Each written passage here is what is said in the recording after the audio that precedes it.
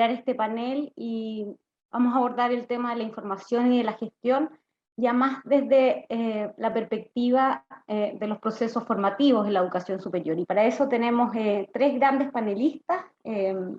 Voy a comenzar presentando a quien conozco mucho y es un honor tenerla en este panel, que es María José Lemaitre. María José es licenciada en Sociología, tiene un posgrado en Educación en la Universidad Católica y tiene una amplia experiencia en calidad y en la gestión de la calidad y cómo la información y la gestión de la información contribuyen al mejoramiento de los procesos formativos. Voy a ir presentando cada vez que uno de los panelistas le toque presentar. María José va a ser la primera, tiene 20 minutos y pueden ir dejando sus preguntas en el chat o hacerlas al final, como lo vimos en el panel anterior.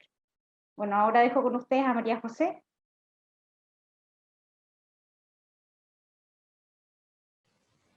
Gracias, Elisa. Y gracias a José Miguel por la invitación a participar en esta mesa redonda. Creo que el tema de la información es clave en este momento y voy a intentar compartir pantalla para poder trabajar con ustedes este tema. Okay.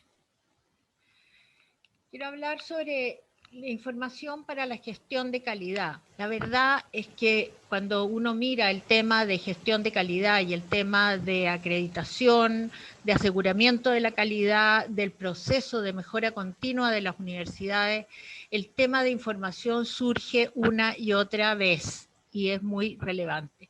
Entonces, si uno mira la información en el campo de la educación superior, lo primero es darse cuenta de que el diseño y el uso de sistemas de información es uno de los aspectos más claramente relevados como un efecto positivo de los procesos de aseguramiento de la calidad.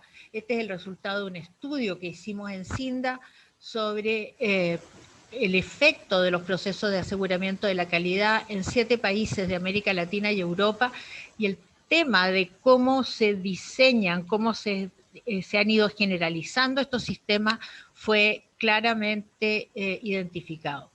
Ahora, evidentemente, contar con información válida y confiable es esencial. Por un lado, porque permite explicar lo que se está haciendo, permite tomar decisiones de gestión institucional de una manera regular y apoya sobre todo la capacidad de autorreflexión y guía las actividades de planeación e innovación. O por lo menos eso es lo que esperamos que suceda.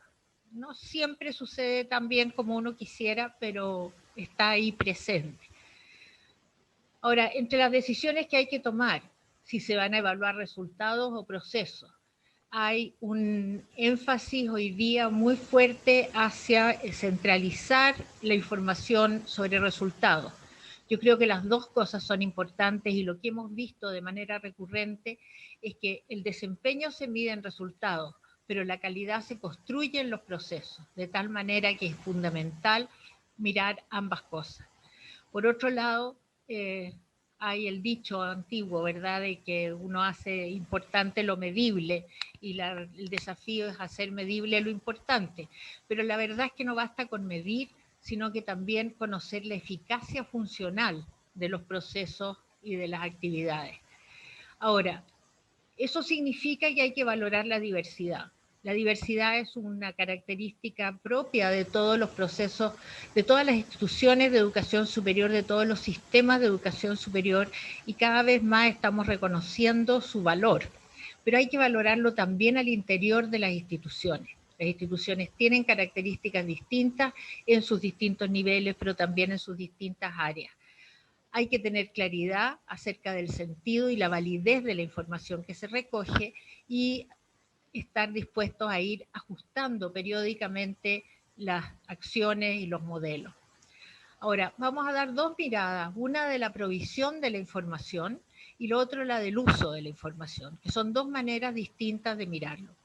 Si uno mira la parte de la provisión, uno tiende a decir información como si fuera todo, pero la verdad es que sabemos que hay distintos niveles. Muchas veces se confunde información con los datos, que son los hechos observables.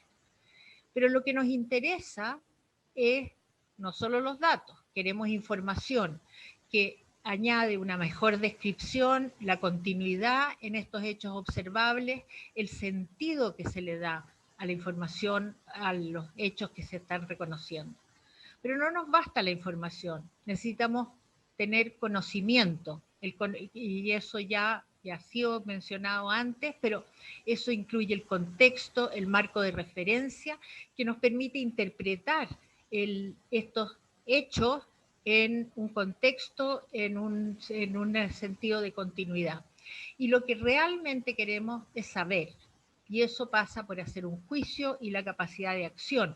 Y estos distintos niveles van a ir permitiendo tomar distintos tipos de decisiones.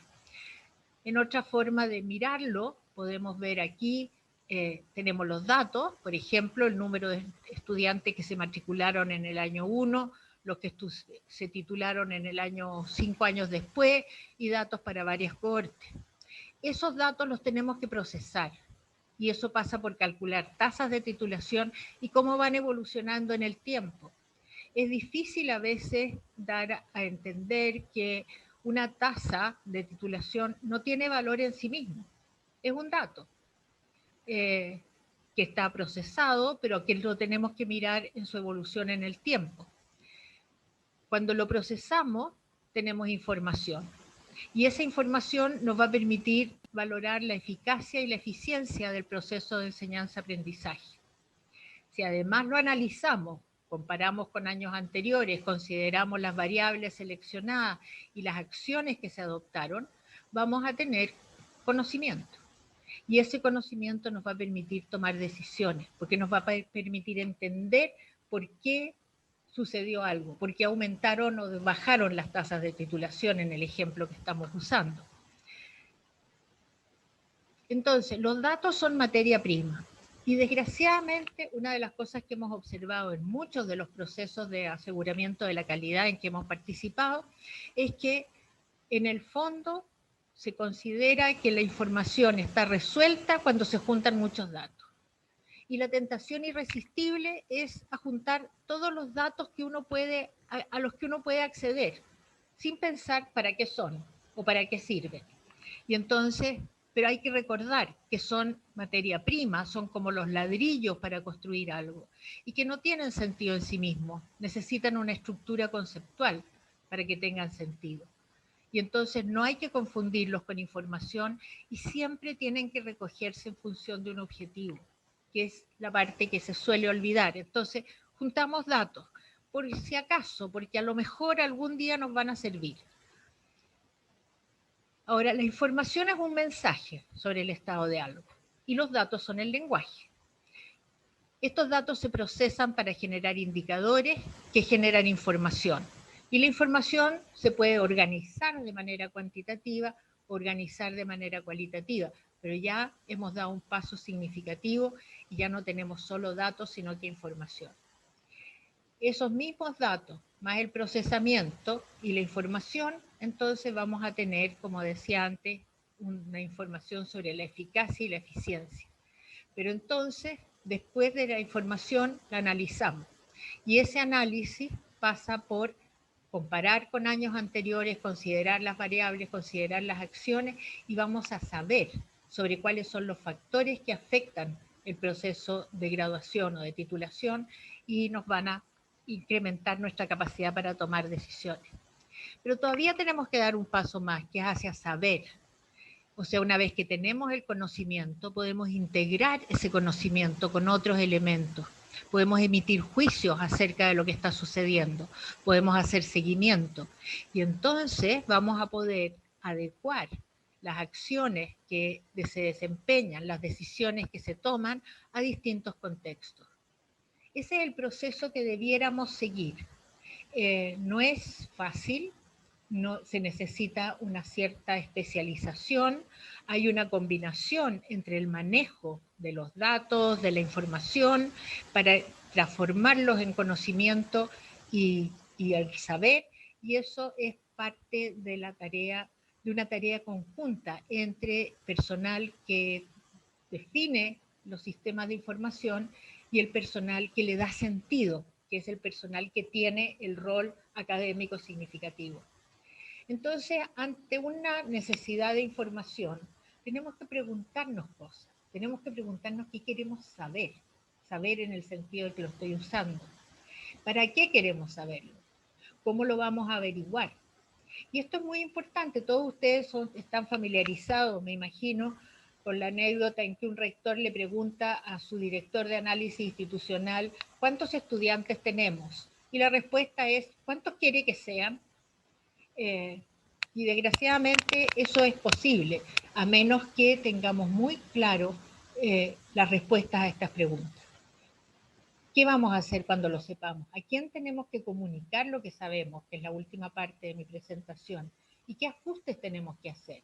Porque a lo mejor ahora no estamos respondiendo bien a estas preguntas. Porque contar con información que sea válida y que sea confiable es esencial.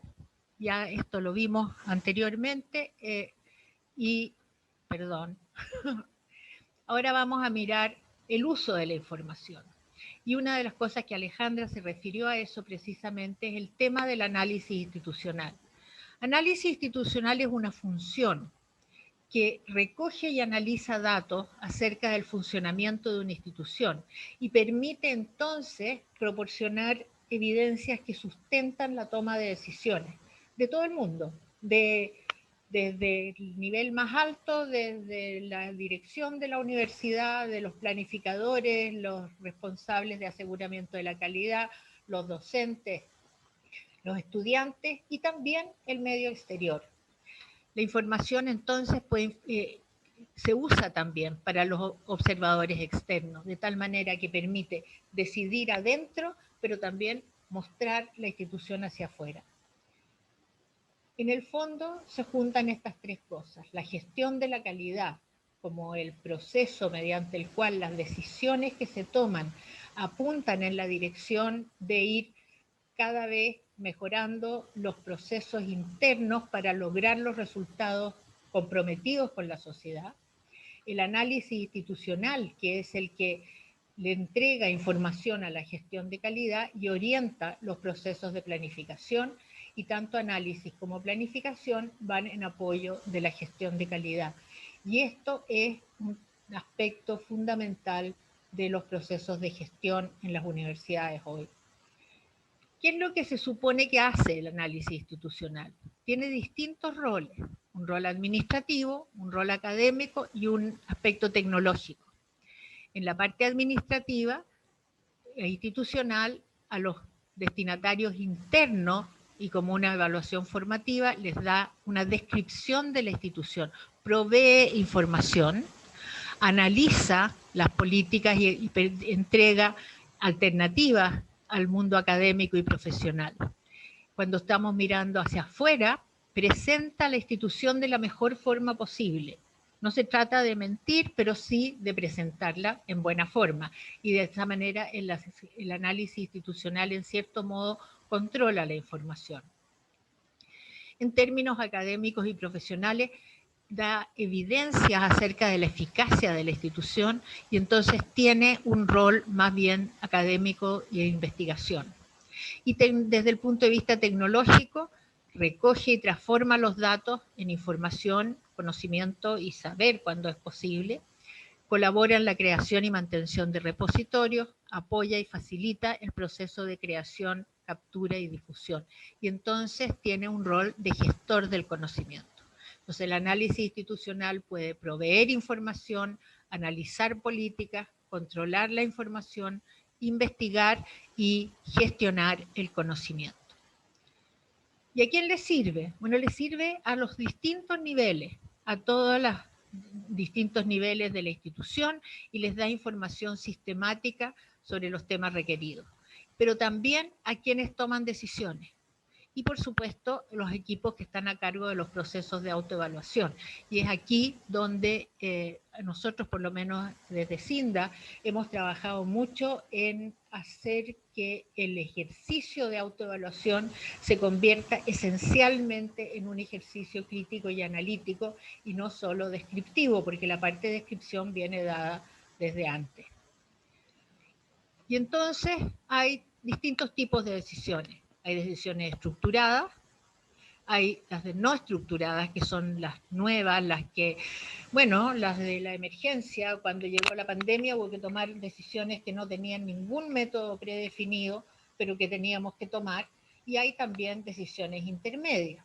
Pero para poder tomar estas decisiones, los sistemas y el tipo de información que se requiere es diferente.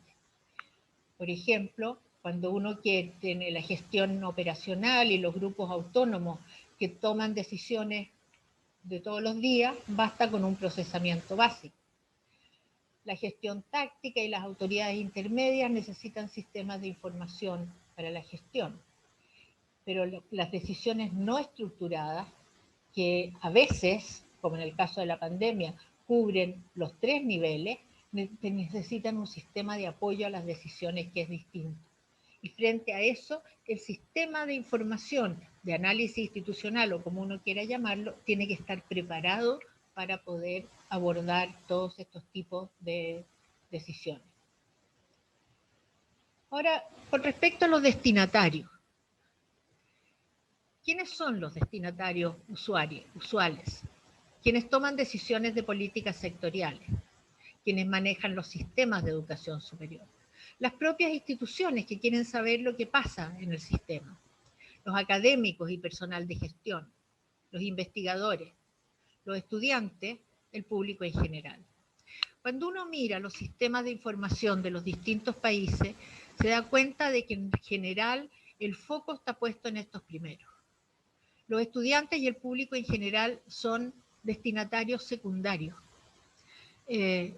Y el grueso de la información está estructurada de tal manera que se refiere a las decisiones de política, los sistemas, las instituciones, los académicos, los investigadores.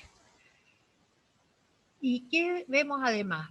Hay un avance significativo en la provisión de información al interior de las instituciones. Esto ha sido reconocido en todos los países, en todos los sistemas de aseguramiento de la calidad, que realmente se ha ido avanzando en esta provisión de información, con problemas como exceso de datos, con dificultades distintas, pero hay un avance. Hay un uso creciente de la información para la toma de decisiones, sobre todo a nivel directivo en las instituciones. Todavía no es suficiente. Todavía hay instituciones que reconocen que el grueso de sus decisiones son más bien intuitivas o históricas, pero hay un uso creciente de la información y eso apunta en la dirección de una mejor gestión institucional. Sin embargo, también se ve una alta carga de trabajo para la provisión de datos y una escasa conciencia de la utilidad de la información provista de parte de los docentes o de las quienes tienen que entregar, quienes tienen que producir los ladrillos.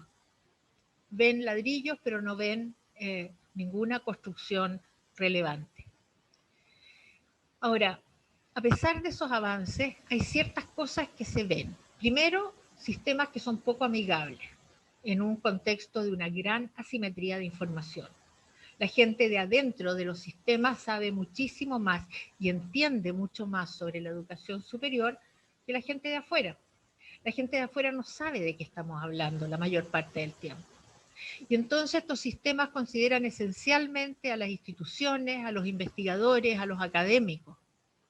En general hay poco procesamiento, hay mucha información descriptiva que se supone que está puesta ahí precisamente para que las instituciones, los investigadores, los académicos los procesen y analicen, pero no hay información preprocesada o parcialmente procesada. Y eso significa que la gente que viene de fuera del sistema no la entiende, o no sabe cómo llegar, o no sabe cómo buscar, o no sabe cómo interpretar. Y creo que ahí hay una tarea pendiente que es clave. Creo que los sistemas de información tienen que avanzar sustancialmente en la dirección de llegar precisamente a estos actores que son centrales, a quienes hay que apoyar en la toma de decisiones, pero que tienen una información o poco comprensible o a veces faltante. En un estudio reciente sobre itinerarios flexibles de aprendizaje, una de las cosas que nos dijeron desde sistemas de información en distintos países, y Chile no es una excepción, que no hay información clara sobre las oportunidades de estudio y sobre todo de la flexibilidad, de la posibilidad que exista de tener diferentes formas de acceso, diferentes formas de moverse dentro del sistema, diferentes espacios para el reconocimiento de estudios, en fin, aparte de que hay pocas oportunidades de flexibilidad, la información que se ofrece sobre esas oportunidades de flexibilidad es todavía muy precaria. Y entonces, como para concluir, tenemos que revisar la provisión de datos. El exceso atenta contra la validez y la confiabilidad. Mientras más datos junta uno, menos válida y confiable termina siendo la información. En parte por la fatiga de la provisión, en parte porque entonces es difícil entender las relaciones entre ellos. Tenemos que revisar la prioridad de los destinatarios y considerar que hay usuarios que son poco expertos y que entonces la información no les dice nada porque no entienden de qué estamos hablando. Y tenemos que buscar la forma de proveer información desde una perspectiva más amplia, considerando las distintas oportunidades, considerando la flexibilidad. Una de las cosas que hemos aprendido durante la pandemia es la necesidad de flexibilizar los sistemas, la necesidad de ampliar las posibilidades de cualificaciones, pero no sacamos nada con hacer esas cosas si no se usa un sistema para comunicar, para proveer a la población externa de la educación superior la información que necesita. Muchas gracias. Muchas gracias, María José.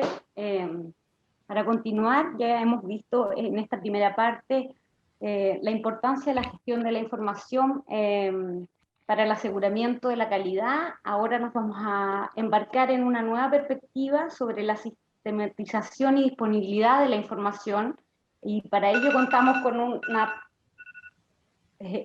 panelista, Nancy Montes, coordinadora de la Red Iberoamericana de Indicadores de Educación Superior, del Observatorio Iberoamericano de las Ciencias, la Tecnología y la Sociedad de la Organización de los Estados Iberoamericanos. Muchas gracias, Nancy. Hola, buenas tardes, Elisa, colegas, gracias por la invitación, un gusto participar de este encuentro y felicitar a los y las organizadores, organizadoras por poner estos temas una vez más en agenda. Voy a compartir con ustedes también una presentación que organizamos desde la red Índices, que queda también para los organizadores, si acaso fuera de interés acceder a estos temas y a estos links que queremos compartir. La presentación la titulamos La Red Índices como iniciativa para la sistematización y disponibilización de información sobre educación superior en Iberoamérica. Esta red se inscribe institucionalmente en el Observatorio Iberoamericano de la Ciencia, la Tecnología y la Sociedad, que coordina Mario Albornoz, en el marco de la Organización de Estados Iberoamericanos, un organismo de cooperación para los temas de educación, ciencia y cultura. El observatorio, creado en el año 2008, se propuso producir conocimiento sobre temas relativos a la ciencia, generar publicaciones que den cuenta del estado de la ciencia en Iberoamérica, y a partir del año 2009 se generó una alianza con una red iberoamericana de indicadores que ya tiene 25 años de existencia, que se llama RICIT, y esta red índices que vengo a presentar sintéticamente para ustedes, para este espacio, es tributaria de ese trabajo, de la trayectoria de RICIT, que queriendo producir información sobre la ciencia, no podía desconocer la necesidad de dar cuenta del estado de la educación superior, sobre todo considerando que el 72% de los investigadores en Iberoamérica tiene sede y radicación en las universidades, en las instituciones de educación superior. La presentación se organiza como en 3 momentos o en 3 partes. En principio, describir un poco lo que es la red Índices, cómo es su historia y su recorrido en esta intención de compartir lo que ha sido generar información comparable para la región. Luego, la intención es presentar algunos datos básicos, datos destacados, porque la intención de la red es generar información comparable. Y en tercer lugar, compartir con ustedes algunos de los obstáculos o la heterogeneidad en que está disponible la información básica, en muchos casos, sobre educación superior en la región, en estos 5 años de recorrido que tiene la red, para dar cuenta también de cuáles son los aspectos, las dimensiones, los componentes sobre los que todavía no tenemos información robusta, comparable, sobre todo pensando en los usos, que era uno de los temas que destacaba la panelista anterior, María José. Digamos, el sentido de la disponibilidad de la información tiene que ver con usos apropiados y a distintos públicos y usuarios y usuarias, por eso hay allí un sentido y una agenda de trabajo para mejorar la disponibilidad, sobre todo de algunos tópicos que todavía no están garantizados o recorridos de modo exhaustivo. El diagnóstico inicial desde el que partimos para conformar esta red, allá por el año 2010, tenía que ver con constatar la ausencia de sitios específicos que ofrezcan datos comparables y exhaustivos sobre las principales variables de relevancia para dar cuenta del estado de la educación superior y posibilitar la elaboración de diagnósticos básicos en torno a algunas temáticas, y la necesidad también de que esa información esté actualizada y responda de alguna manera a criterios consensuados en su elaboración.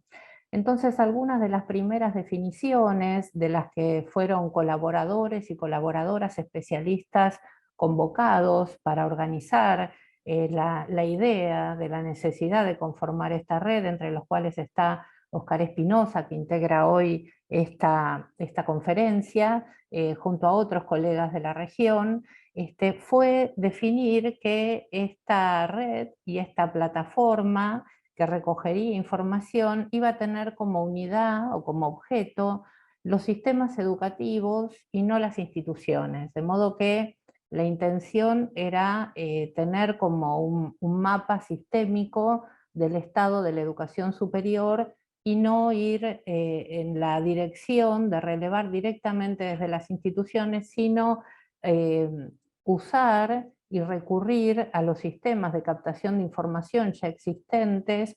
Para eso fue fundamental la colaboración de UNESCO, sobre todo de la Unidad de Información Estadística, con sede en Montreal, y también otros organismos de UNESCO que colaboraron en el armado de esta red.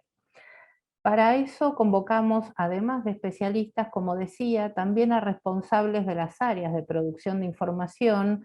Nos pareció muy relevante desde el inicio que tanto quienes son analistas de la información pudieran tener conocimiento de las dificultades de las oficinas ubicadas en ministerios de ciencia o de educación, o en unidades autónomas o en consejos interuniversitarios, para conocer, digamos, de primera mano también cuáles son las dificultades de recolección, de sistematización, de procesamiento y de análisis también, que muchas veces los equipos de algunos países en particular enfrentan para poder tener información disponible o para realizar lecturas relevantes y análisis necesarios, como se decía en la presentación anterior.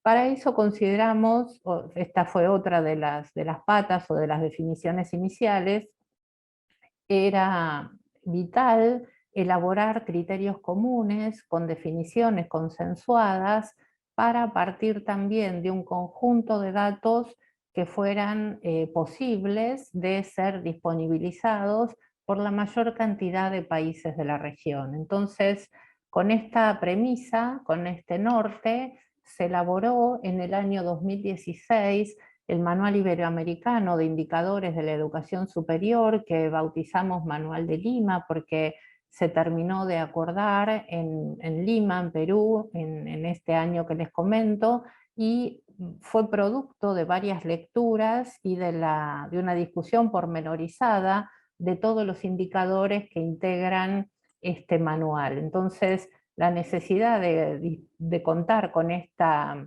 elaboración fue como vital para, a partir de allí, resolver qué información se iba a requerir de los países, y se acordó un listado, digamos, de 133 indicadores, hoy disponibles en una plataforma cuyo link comparto por aquí, después lo puedo poner en el chat también, organizados en función de estos componentes. Hay indicadores de contexto para dar cuenta de aspectos demográficos o de financiamiento de los países, situaciones que nos parecen relevantes también para dimensionar cada uno de los sistemas educativos. El tópico que concentra la mayor cantidad de indicadores tiene que ver con estudiantes, con ingresantes, con becarios, con estudiantes según niveles de cine, el personal académico y no académico vinculado a las instituciones de educación superior. Interesa decir que esta red, el universo de captación no es solamente el ámbito universitario, sino también las carreras terciarias, tecnicaturas, formación docente, toda vez que ocurre por fuera de las universidades y en otro tipo de instituciones, que si uno barre ese mapa institucional en la región también tiene formatos y duración de las carreras y organización muy heterogénea y diversificada. Hay también un conjunto de indicadores, unos 19 disponibles en la página sobre financiamiento, y luego también los indicadores vinculados a ciencia y tecnología. El sitio tenía por intención poner de modo amigable la información disponible que mandan quienes son productores de estos datos o quienes los sistematizan en cada país. Algunos datos, algunos indicadores son relevados desde las bases disponibles por WIS UNESCO, en algún caso del Banco Mundial también, toda vez que el dato ya está producido por los países y publicados, tenemos por metodología utilizar esa información para no, lo que señalaba también María José, no recargar la agenda de trabajo de quienes son productores y deben procesar para distintos ámbitos la misma información. Una serie de tiempo que inició en el año 2010 y hasta 2019 tiene información actualizada, y en algunos casos en que hay faltante de información de algunos países, el equipo de la red índices organiza estimaciones, sobre todo para poder componer los totales para América Latina y para Iberoamérica.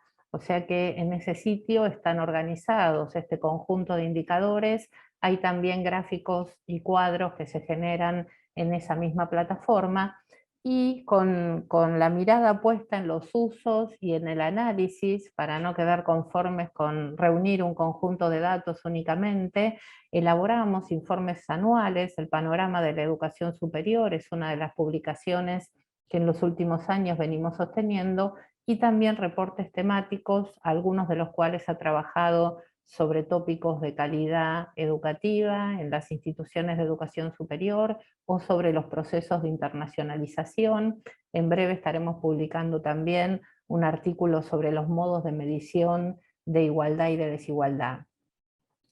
Además de la elaboración de este manual, nos parecía, Mario Albornoz siempre señala, la necesidad de actualizar no solamente los datos, sino también las discusiones sobre la producción de indicadores, toda vez que hay procesos que se van modificando, que no están anclados en un tipo de comportamiento, y que muchas de las cuestiones que caracterizan a la educación superior tienen una dinámica propia o aspectos que requieren nuevas conceptualizaciones.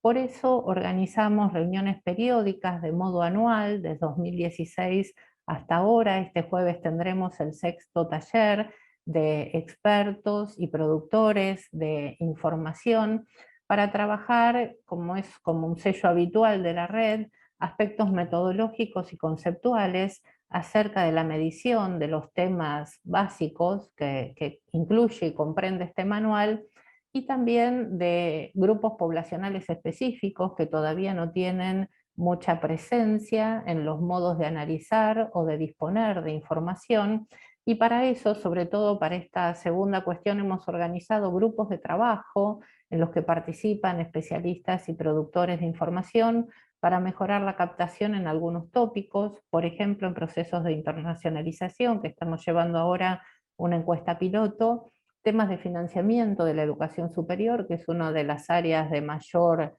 vacancia o todavía con algunas lagunas de información importantes, sobre todo lo que hace a la educación privada, y también, como señalaba antes, temas de equidad y desigualdad, temas de género también, digamos, los modos en que se requiere conceptualizar y revisar las mediciones actualmente vigentes. La segunda parte de la presentación quiere presentar y compartir algunos datos destacados, de modo que ustedes puedan tener acceso también a algunos de los recursos de información que están disponibles en la página, y también para dar cuenta de cómo estamos en la región, en América Latina y en Iberoamérica, en torno al acceso a la educación superior. Este mapa muestra la situación de la población de 18 a 24 años. Quienes trabajamos con indicadores sabemos que los indicadores se miran de conjunto, que no alcanza con presentar un solo indicador, porque cada uno muestra una parte de eso que pretende dar cuenta, y también hay algunas limitaciones dependiendo de la información, de la calidad de los datos, de la actualización, pero en principio con este mapa lo que podemos ver es que la heterogeneidad de situación de algunos países, ¿no? Mientras algunos superan al 30% de la población de ese grupo de edad que se encuentra asistiendo a la educación superior, es el caso empezando por los países más adelantados de España, de Chile, luego seguido por Portugal, por Bolivia, por Argentina, y luego hay un conjunto de países que han incluido solamente a una cuarta parte de la población o a menos en la educación superior, de modo que eso también da cuenta de todo lo que falta recorrer, desde ya también en el avance en la terminalidad de la educación secundaria, que es el piso mínimo para poder acceder. Hay 32 millones de estudiantes en las instituciones de educación superior y 1,7 millones de personas que integran el staff de personal académico, ¿no? Entonces este mapa muestra, como decimos allí, puntos de partida muy diferentes en términos de la inclusión de una parte de la población, inclusión que también se verá diferencial según la condición socioeconómica de los y las estudiantes y sus familias, de modo que las políticas de inclusión todavía tienen allí una agenda pendiente en la región, como está expresado también en metas globales, como los Objetivos de Desarrollo Sostenible 2030. Otro mapa que muestra de otro modo la extensión o la ampliación de la matrícula de la educación superior es este indicador que muestra la cantidad de estudiantes de primer título por cada 10.000 habitantes para un conjunto de países seleccionados, para los que tenemos la información disponible del año 2019, en Iberoamérica son 438 estudiantes por cada 10.000 habitantes, en América Latina ese promedio es superior, es decir que España y Portugal llevan hacia abajo, digamos, ese promedio, y fíjense que en la región cambia, digamos, en función de este indicador, la posición de algunos países. Uruguay termina liderando en términos de este indicador, la posibilidad de acceso y de la masificación en términos de la cantidad de población. Luego está Perú, Argentina, Chile, Colombia, otro país con un desarrollo importante no solamente en la educación superior, sino en los sistemas de información disponibles sobre educación superior, y Brasil, que mirando el indicador anterior no tenían un lugar tan protagónico. Los temas de gasto en relación a la educación superior, allí vemos el porcentaje destinado al gasto total en relación al PBI de cada uno de los países. Chile lidera en la región la capacidad de inversión, seguido por Colombia. Aquí también hay una heterogeneidad importante en relación a la inversión que cada uno de los países puede hacer, y el promedio de América Latina está en un 1,45%. Esto también en algunos países hay leyes que se están promoviendo o discutiendo para ampliar la posibilidad de invertir en educación superior, pero estos esquemas de comparación también permiten comprender y completar el panorama de cómo estamos y en qué situación respecto de otras regiones también en el mundo. Bueno, la serie de tiempo que hemos armado, organizado del 2010 al 2019, esta información básica que tiene que ver con el total de estudiantes da cuenta de un crecimiento de un 38% en América Latina. Es un crecimiento muy importante. La educación tiene mucho todavía para desarrollar, no solamente en términos de acceso, sino también en términos de heterogeneidad o de políticas de difusión y generación de nuevas participaciones o presencias, sobre todo de algunos grupos específicos, como vamos a ver a continuación. América Latina tiene casi 30 millones de estudiantes y se llega a 32,390 millones si se suma a los países de Iberoamérica. Interesa también dar cuenta de cómo esa matrícula se distribuye según el sector de gestión. Es interesante destacar que en los últimos años hay una presencia importante del crecimiento del sector privado en la educación, y este gráfico lo que hace es mostrar también la situación de los países en términos de esa gran heterogeneidad en la composición de la matrícula de acuerdo a esta variable de desagregación, mientras que en el promedio de Iberoamérica el 48% de los y las estudiantes asisten a instituciones de gestión estatal o pública, según se denomine en cada país. En Cuba asiste el 100% de la matrícula asiste a una educación de tipo estatal, y en Chile y en Brasil esos porcentajes son menores, el 16% en Chile, en Brasil el 26%, con otras posiciones de mayor o menor pregnancia según sean los países, ¿no? Uruguay tiene también 9 de cada 10 estudiantes, Portugal 8 de cada 10, y Puerto Rico también entre los países que tienen un 30% de participación de la educación estatal. Como les decía antes, hay un trabajo que estamos desarrollando que intenta poner también en visibilidad la participación de las mujeres. En este cuadro compartimos el porcentaje de graduadas por campos de educación y capacitación, según los países ponen en disponibilidad estos datos, de modo de identificar también aquellas carreras que tienen mayor presencia femenina, y aquellas carreras utilizando un esquema de semáforo, las que están en rojo, son las que tienen menos presencia, según los países también, de mujeres: tecnologías de la información y la comunicación, ingeniería, industria y construcción, mientras que algunas de las profesiones y ocupaciones vinculadas al cuidado, educación, salud y bienestar tienen una mayor presencia femenina. Entonces, este cuadro, en términos de usos de información, si bien hay algunas decisiones de política que no es posible generar a partir de esta información, mirando un cuadro de este tipo, uno podría pensar lo necesario que resulta en algunas carreras promover la inclusión de mujeres, o a la inversa, la inclusión de varones en aquellas carreras o campos de conocimiento que tienen menos representatividad. La tercera parte de esta presentación tiene por objeto compartir con ustedes, digamos, las luces y las sombras, por decirlo de alguna manera, en relación a la información disponible.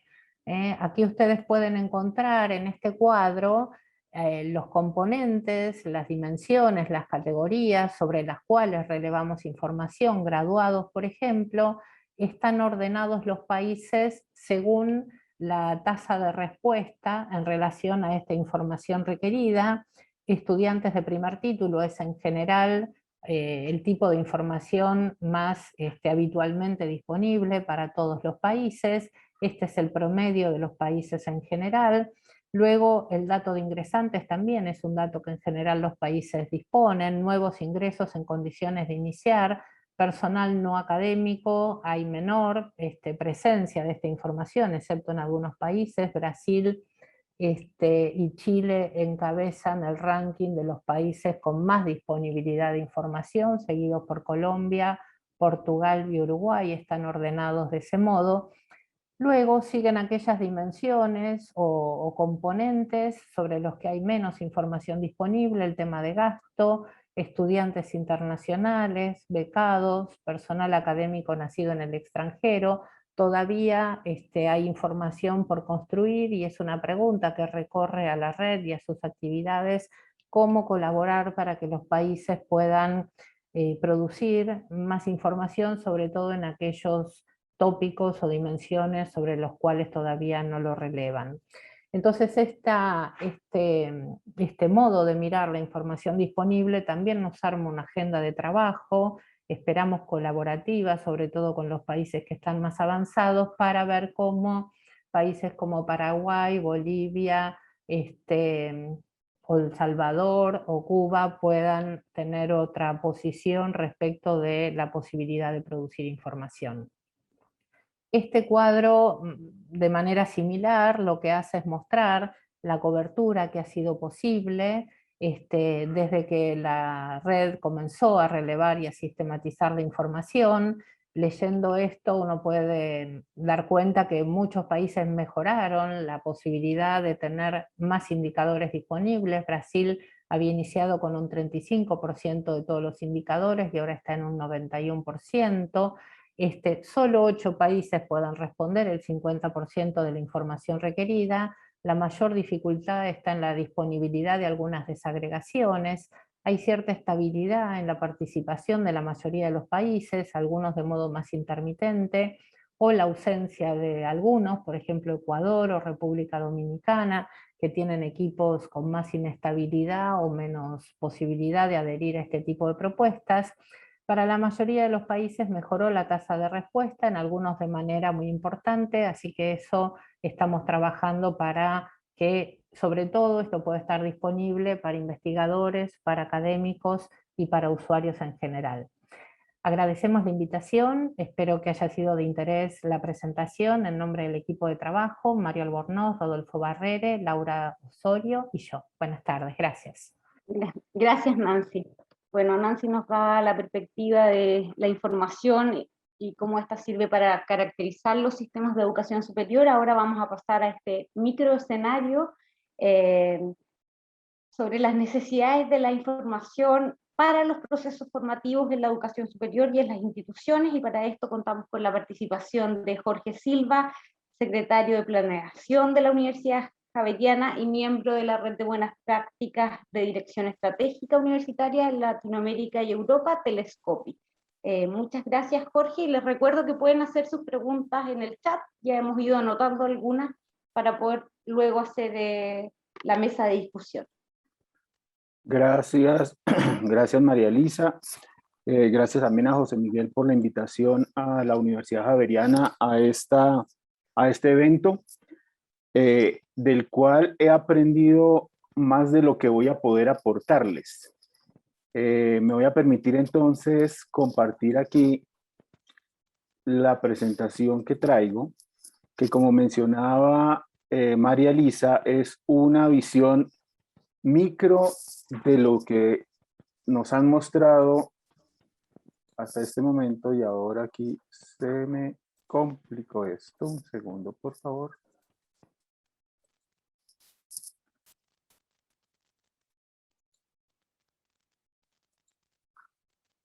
No logro ver el ejercicio para esta presentación.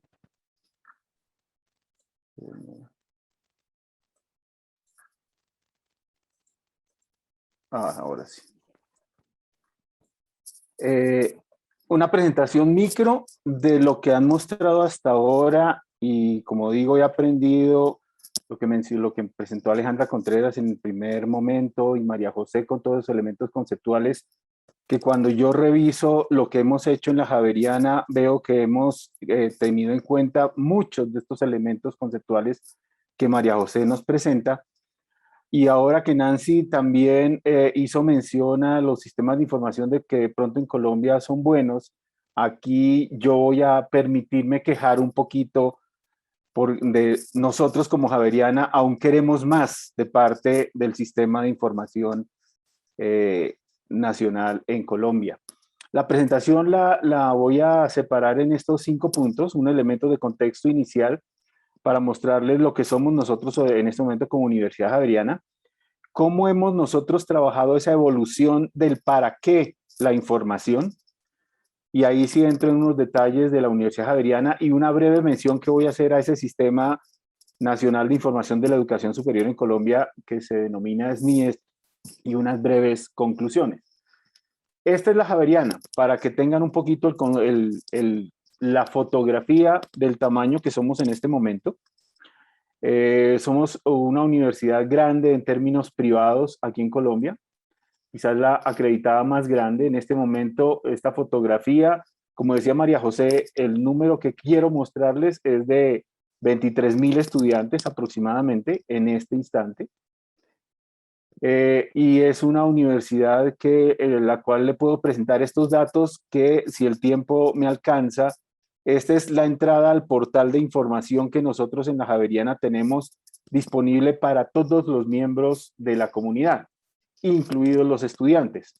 De forma que buscamos que esta información que nosotros vamos recogiendo pueda ser accedida por cada uno de los estamentos de la universidad.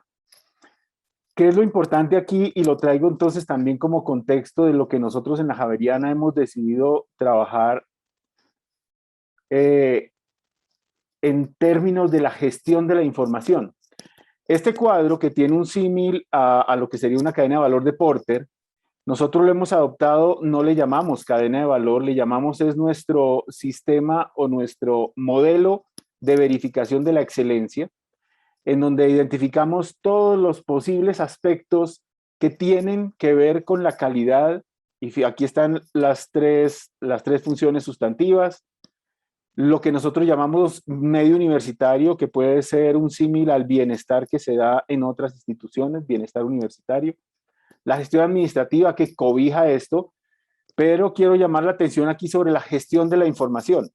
Para nosotros lo de adentro no se puede llevar a cabo con calidad si no gestionamos apropiadamente la información que permite que los procesos aquí adentro se desarrollen como nosotros quisiéramos y con la calidad que nosotros quisiéramos. Por fuera está ya la parte de infraestructura. Entonces, como lo mencionaré posteriormente también en el momento de mis conclusiones, la parte de hardware ya para nosotros no debe ser el limitante.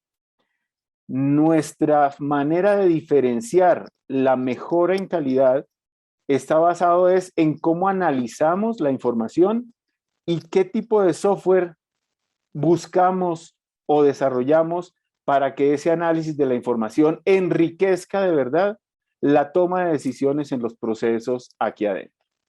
Entonces, con este cuadrito busco darles ese contexto de lo que nosotros hemos dicho, la información en la Javeriana, cómo ha evolucionado y cómo debe seguir evolucionando. Y he tomado este lapso de tiempo de 25 años aproximadamente, un poquito más, que es cuando nosotros como Javeriana empezamos a darle cierta importancia a la información. María José lo mencionaba, al comienzo es simplemente unas estadísticas básicas, muy fotografía, simplemente mantener algún tipo de datos sin ningún tipo de desarrollo en esos datos, a esto les llamo yo estadísticas básicas, que nos permitían al final de un periodo de tiempo hacer un informe de lo que se logró, pero no había mayor análisis y parecía que no teníamos o no le dábamos la importancia necesaria. Esto ha ido evolucionando. Ya el informe de gestión es una parte, el boletín estadístico, en donde la calidad de datos se hace vital para su desarrollo. se empieza a volver importante y empezamos a tener en cuenta tendencias. Nancy mencionaba hace un instante que un dato por sí mismo no significa nada. Por eso a veces necesitamos compararnos con otros, pero a veces los tamaños y las características tampoco nos permiten esa comparación con otros. Por eso nosotros hablamos mucho de tendencias.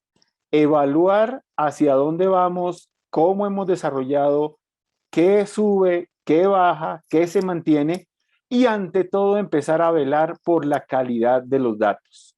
Este fue una de las primeras apuestas de la universidad en tratar de identificar la mejor manera de mejorar la calidad de datos en la universidad y coincidentemente, o seguramente lo uno es causa de lo otro, el Sistema Nacional de Información en Colombia empezó a luchar por esa calidad de datos de parte de todos los que le enviamos información al sistema. Y luego, en los últimos, yo diría 5, 6, 8 años, esta información ya empieza a adquirir otras características como son la de oportunidad, que es por la que más nos quejamos hoy en día, porque ya estamos empezando a integrarla. El Sistema Nacional de Información en Colombia nos permite ver la información nuestra, de nuestros pares, entendiendo por pares tanto aliados en ciertos desarrollos, como en el término más sano visto, competencia en determinadas áreas que queremos competir, y comparaciones para ver quién está haciendo mejor que uno las cosas cuando empezamos a través de la integración de los datos y de la información, generar indicadores que nos permiten ahí sí hacer mejores comparaciones. Y el sueño que estamos empezando a construir, que es esa proyección, predicción, prospección de la información para anticipar la toma de decisiones. Es decir, si ya con estas 3 características rojas de aquí buscamos que las decisiones se empiecen a dar de manera informada, ahora la nueva etapa que estamos desarrollando en la Javeriana es meterle inteligencia y analítica a la información para tratar de proyectar situaciones y poder tomar decisiones de manera anticipada a lo que el futuro nos depare. Por eso, cuando yo resumo aquí cómo ha evolucionado la Javeriana, yo lo rompo básicamente en 2 elementos. Uno es una evolución que consideramos o que denominamos nosotros estratégica, que es pasarla de ese tema meramente operacional, datos, a una declaración que nosotros denominamos estratégica en nuestra planeación. ¿Hacia dónde queremos ir? Tenemos que declarar que para llegar a ese lugar tenemos que estar totalmente sumergidos en información de calidad, oportuna, integrada y que nos permita proyectarnos. Y obviamente, pues la sola declaración estratégica no sería suficiente, por eso empezamos aquí a desarrollar, o lo muestro aquí como ese desarrollo de proyectos que para la gestión de la información se empiezan a desarrollar, ninguno termina. Por eso pongo esta forma de presentación. ¿En qué año consideramos nosotros que empezamos a trabajar un software ERP? Y hoy en día ese software permanente actualización y sentimos que no podemos ya desarrollarnos sin él. Hasta el 2014 empezamos a desarrollar unos módulos de inteligencia de negocios basados en la información que habíamos recopilado o que tenemos recopilada más bien en el software ERP. En el 2016 empezamos a hacer esos ejercicios de comparación porque empezamos a integrarnos más con el mismo Sistema Nacional de Información, a entender ese aporte relativo que nosotros como universidad podemos hacer en el Sistema Nacional de Educación, qué le estamos aportando a los estudiantes cuando pasan de la educación media a la educación superior y empezar a definir unos indicadores que nos permitan decir si estamos haciendo un aporte adicional. Y una cosa, aunque muchos decimos esto no es importante, la verdad, todos estamos pendientes de dónde estamos y por qué estamos. Nosotros en la Javeriana tenemos una declaración. Lo importante es completar y hacer realidad la misión. Consecuencia de nuestro desarrollo de la misión va a ser el aparecer en los distintos rankings nacionales e internacionales a partir de una información, de nuevo, con calidad, oportuna y totalmente integrada a los requerimientos nacionales e internacionales. Y luego, a partir de 2018, empieza lo que nosotros hemos denominado ya el trabajar inteligentemente la información. Tenemos ya unos módulos de alertas tempranas que nos buscan, me estoy adelantando a lo que tenía en otra diapositiva, trabajar sobre la deserción de estudiantes, trabajar sobre la admisión de estudiantes y empezar a través de inteligencia artificial y de analítica de datos y trabajando no solamente la data estructurada con la que contamos, sino empezando a recoger data no estructurada. Insisto, el hardware no es obstáculo. El hardware lo que nos permite es tener ese mar de datos suficiente para empezar a trabajar la información. Creemos que desde el 2020 tenemos unos primeros pinitos en cómo desarrollar esta analítica de datos. Y voy a hacer una presentación un poco anticipada de lo que es lo que nosotros para el nuevo periodo de planeación hemos denominado ecosistema de aprendizaje, que tiene también mucho para su desarrollo un fundamento en la información. Me detengo un momentico a esa evolución estratégica. Entonces, como decía yo, pasar del tema operacional a la declaración. Esto empieza con la oficina de la cual yo soy en este momento el líder, que si bien se llama Secretaría de Planeación, la responsabilidad más grande que tengo es la gestión de la información de la universidad. Lograr tanto recopilarla como hacer que todos los tomadores de decisión la utilicen. Dejar de ser simplemente unos recolectores de información para presentarla al final del año, para que los tomadores de decisión tengan evidencia suficiente en la toma de decisiones que ellos van a proyectar.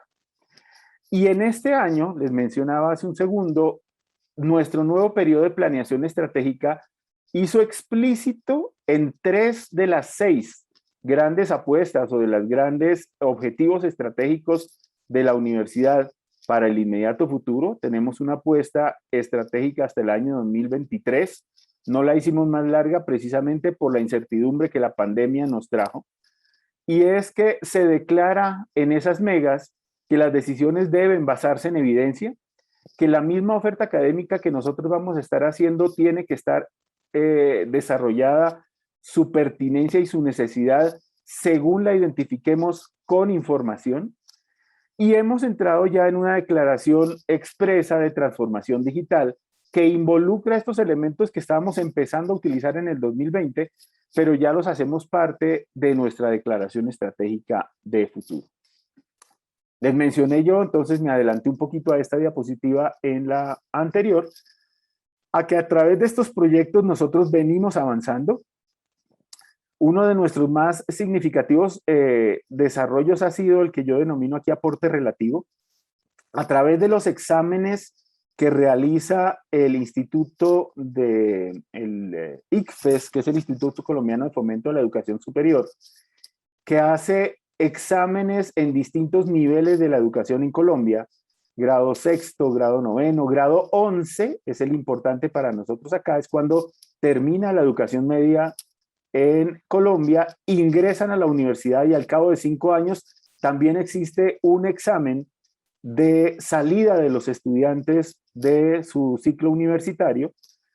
Y hay 3 grandes dimensiones que el ICFES ha logrado hacer homogéneas entre el examen del grado 11 de educación media y la salida de los estudiantes en términos universitarios.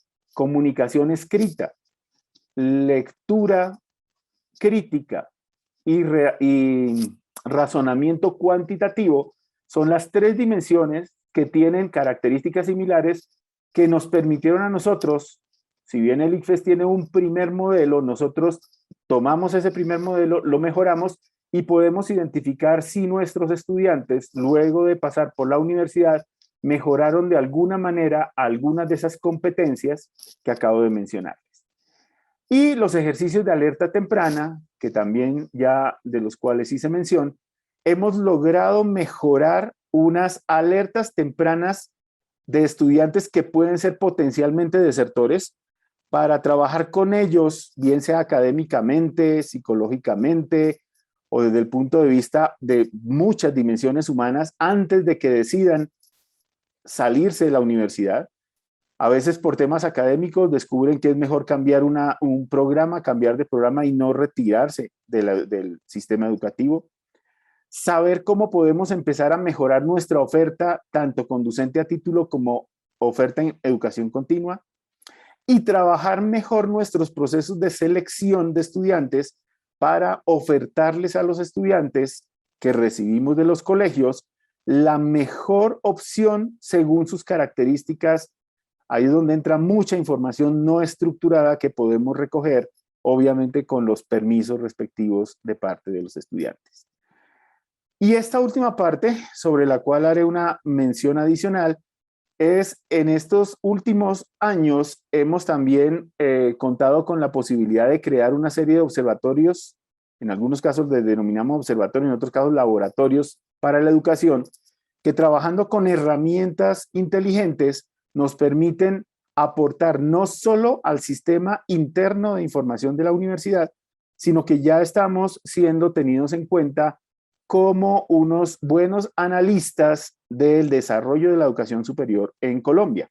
El Laboratorio de la Economía de la Educación es uno que tenemos en desarrollo hace 2 años de una facultad de Ciencias Económicas y Administrativas que ha logrado posicionarse muy bien con información que recoge información del Sistema Nacional de Información, pero que tenemos que recurrir a otras fuentes por la falta de oportunidad, que es una de las quejas que yo mencionaba al arranque de esta conversación.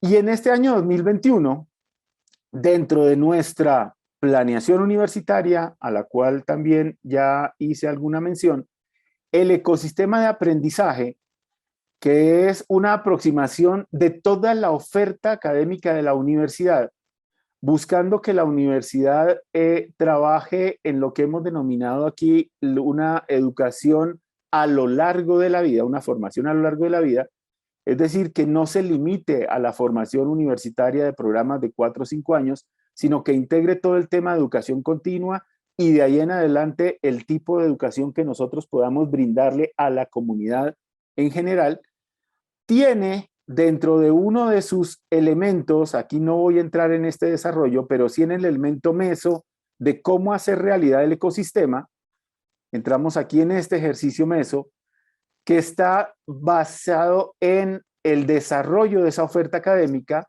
y hago mención, es a lo que tengo aquí subrayado en rojo, y es la información, el lograr entregar esta información para mejorar el aseguramiento de calidad de nuestros programas y de todos los procesos que tienen que ver, María José lo mencionaba hace un rato, autoevaluación y acreditación. Hoy en día esto es, nosotros tenemos una sensación de que tenemos un buen aporte a los procesos de acreditación de nuestros programas, pero sabemos que la exigencia de este nuevo modelo que hemos denominado ecosistema va a hacer que lo que yo he mencionado del año 2021, esa presentación de la información como un elemento vital del ecosistema de aprendizaje, se convierta en lo que nosotros queremos hacer de evolución de la información en la Universidad Javeriana.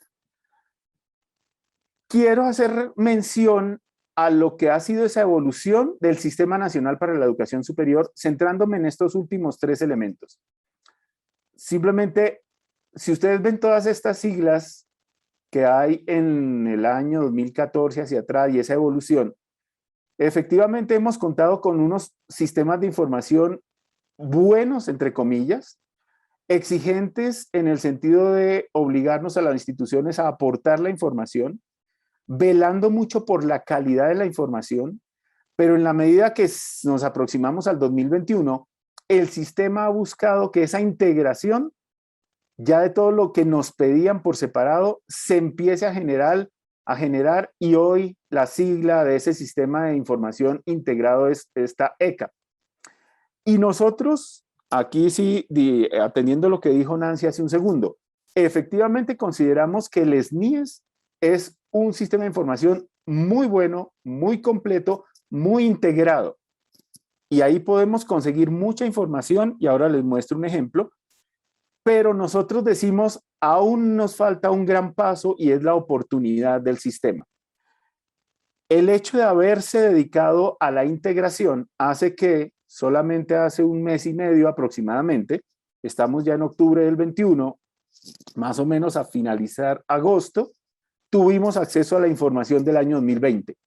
Entonces, esos 6, 7 meses de distancia entre el momento en que uno está y la información que ya el sistema lo libera, hace que nosotros sigamos pidiendo que nuestro sistema de información nacional mejore.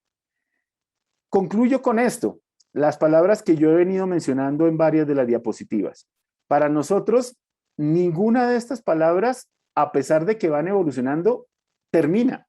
La calidad tiene que mantenerse, la oportunidad tiene que mantenerse. Antes creíamos que tener información al finalizar del semestre era suficiente. Hoy la información tiene que estar al día, tiene que estar integrada, y esta lo ligo con la segunda viñeta a continuación, y me tiene que permitir empezar a proyectar y predecir lo que va a ser de las distintas variables para poder tomar mejores decisiones.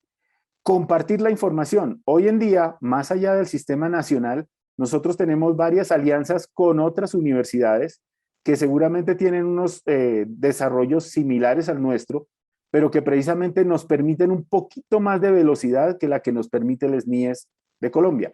Por eso, para nosotros, compartir esa información es para nosotros uno de los pasos que a continuación debemos seguir desarrollando con muchos más aliados, al menos por ahora, a nivel nacional. Les mencioné, el hardware hoy no es diferenciador. Aquí se recopilan los datos.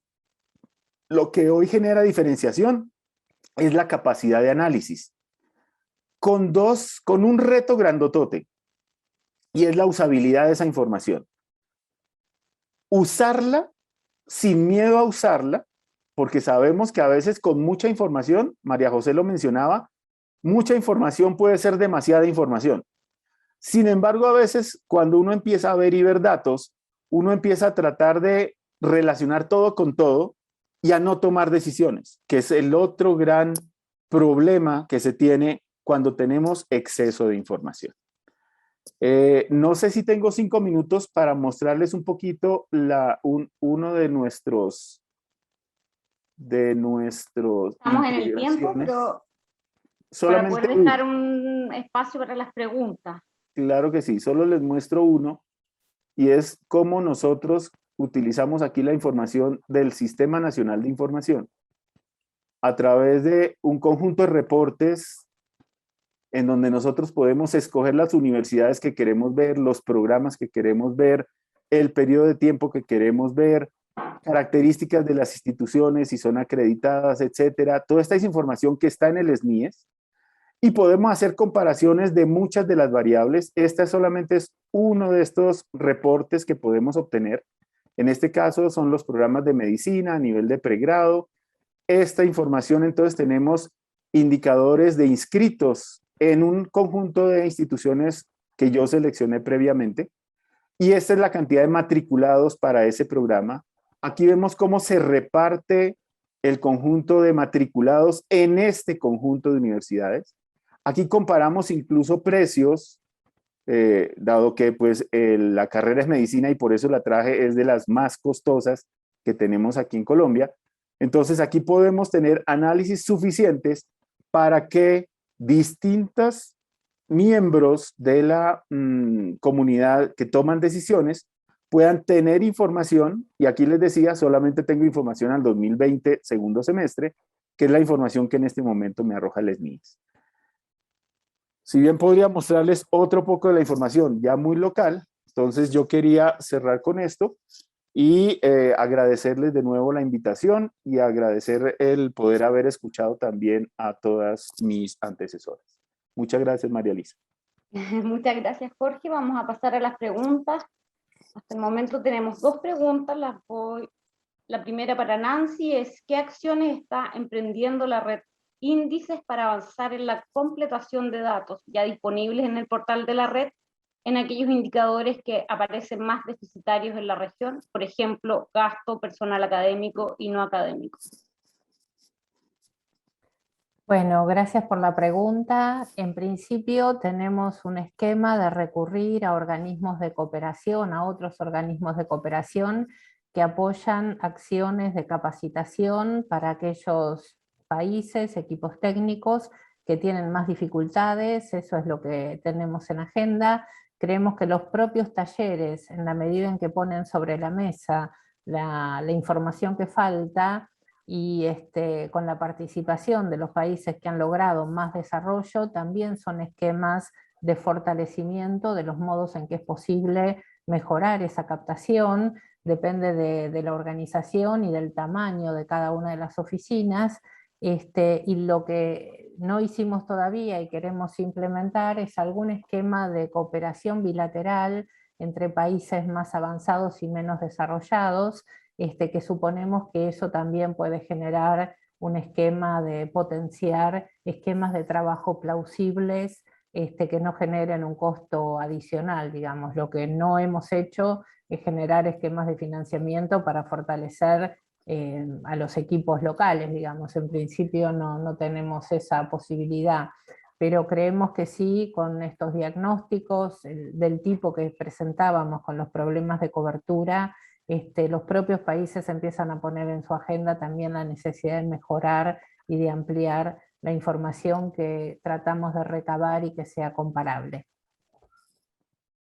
Muchas gracias, Nancy. Y hay una pregunta más bien general y dice, ¿existe alguna medición o información referida a la capacitación o formación de las y los docentes? No sé quién quiere tomarla. María José, lo está muy ahí. Yo podría decir que en general la información más específica sobre docentes es muy precaria. Se encuentra al interior de las instituciones, pero hay muy poca información que se refiera más bien a aspectos generales. Sabemos por información de las universidades que todas están haciendo esfuerzos de capacitación, sobre todo de formación pedagógica. Hay también, bueno, por supuesto, durante la pandemia, mucho esfuerzo de formación en medidas virtuales, en docencia virtual de emergencia, pero no tenemos información, yo no he visto por lo menos buena información acerca de la formación general de profesores. CINDA publica periódicamente un informe sobre educación superior donde hay la información pública que existe, pero también esa información pública es menos detallada y menos explícita de lo que uno esperaría. Déjame ver si encuentro aquí algo sobre personal docente. Hay muy poco. La información que tenemos tiene más que ver con cuánto el personal docente, cómo se distribuyen en términos de sus ocupaciones, el tipo de institución y sus grados académicos. Pero sobre esfuerzos concretos de formación y capacitación, información general de la región no hay.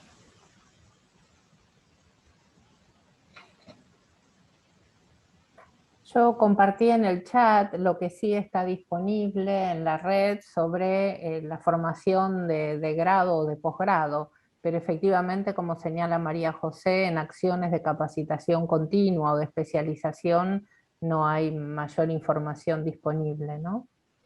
Yo quería preguntarle a María José, que hizo referencia a un estudio comparado que hicieron desde CINDA, si nos podrías compartir la referencia para poder acceder. Mira, el estudio que hicimos, desgraciadamente ya está un poco desactualizado porque fue en 2011, pero yo creo que muchas de las cosas que están ahí siguen siendo válidas. Está en www.cinda.cl y es el informe de educación superior 2012. Lo voy a poner en el chat de todas maneras. Muchas gracias, lo busco, muy amable. La otra cosa que a mí me gustaría señalar es que tampoco hay, por ejemplo, buena información acerca de los procesos de internacionalización del personal académico. Tampoco sabemos quiénes salen y a qué salen o cómo llegan. Es una información que se maneja en las universidades, curiosamente, al nivel administrativo, pero no académico. Y ahí tal vez sería un espacio donde habría un espacio importante para perfeccionar y mejorar esa información. Sabemos cuántos estudiantes salen, sabemos a qué salen, cuándo vuelven, pero de académicos prácticamente no. Hay una siguiente pregunta para María José, y es ¿cómo dialogan los indicadores y la información del proceso formativo con los criterios de acreditación que apuntan a indicadores indirectos del aprendizaje y que no aseguran calidad de la formación, como tasa de ingreso oportuno, notas, etcétera? Bueno, yo creo que ese es un tema recurrente, es un tema complejo. Lo que pasa es que desgraciadamente muchos de los sistemas de acreditación tienden a centrarse en indicadores formales, grado académico del docente, en las tasas de titulación o graduación, sin exigir que se haga un análisis de las características de los estudiantes. Es muy distinto, por ejemplo, la tasa de graduación de estudiantes en una universidad que es altamente selectiva, de una universidad que es más bien inclusiva y que recibe estudiantes de bajas calificaciones previas. Ese análisis yo creo que no está adecuadamente hecho desde los sistemas de aseguramiento de la calidad. Y entonces muchas veces esos indicadores perjudican la inclusión, perjudican la equidad. Eso no significa que uno diga que entonces son buenos, es una buena situación de la universidad, pero sí que hay que hacer una interpretación, como decía yo, donde el contexto le va dando indicaciones acerca de cuáles son los elementos clave. Las universidades están comenzando, en nuestra experiencia por lo menos, a recoger indicadores más sustantivos, pero habitualmente los organismos de aseguramiento de la calidad no se los piden, es más bien parte de los procesos internos de gestión de la calidad. Y una siguiente pregunta, y es respecto a si existen límites éticos para el uso de datos de la información.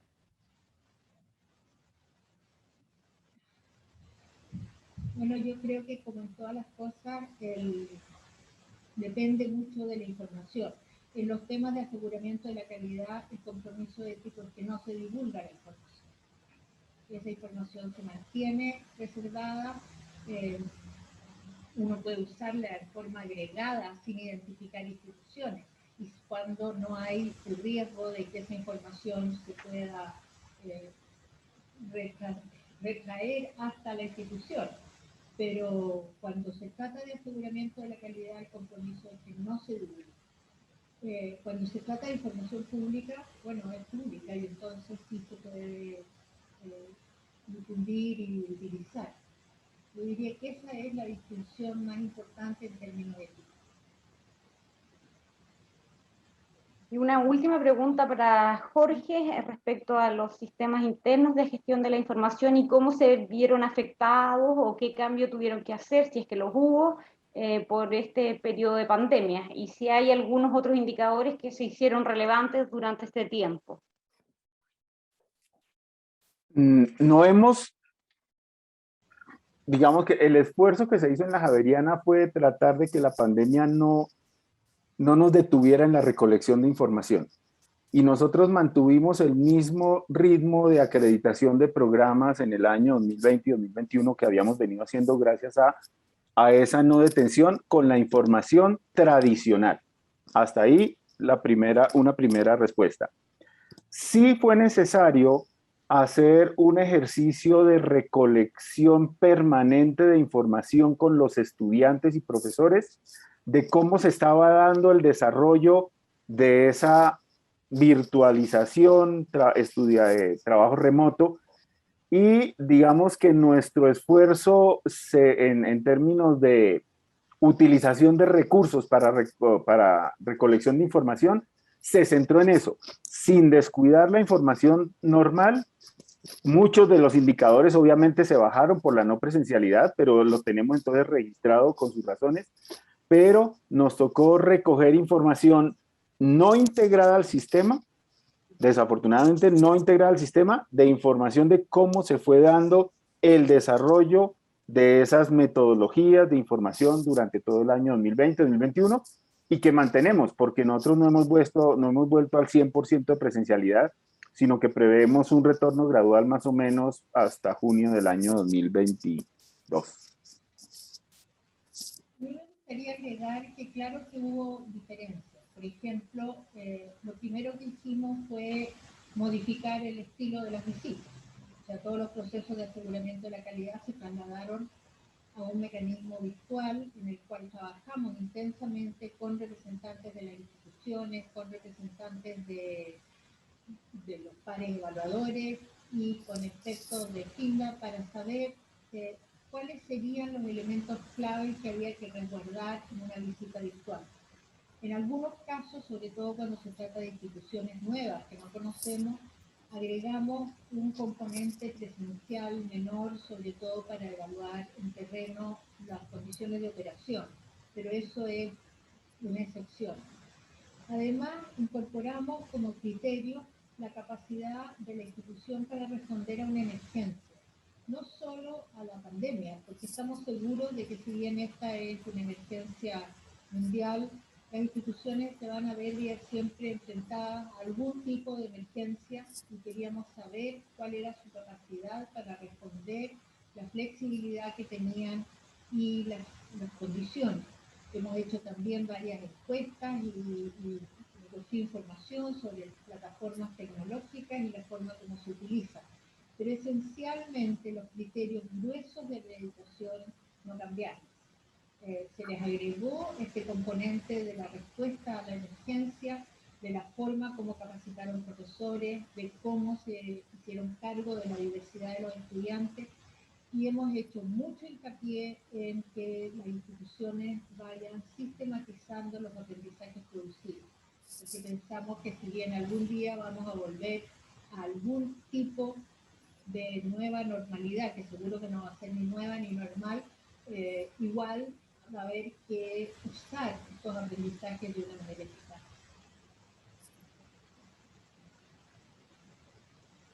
No sé si hay alguna otra pregunta, nos quedan 2 minutos antes o continuamos con el siguiente panel, Miguel. Bueno, de todas maneras me gustaría agradecer a los panelistas, fue muy interesante cada una de sus exposiciones y nos da una perspectiva global del uso y la gestión de la información tanto a nivel de sistemas como en las instituciones de educación superior. Muchas gracias a ustedes. Muchas gracias, Elisa. Gracias, Mónica, y gracias, Jorge.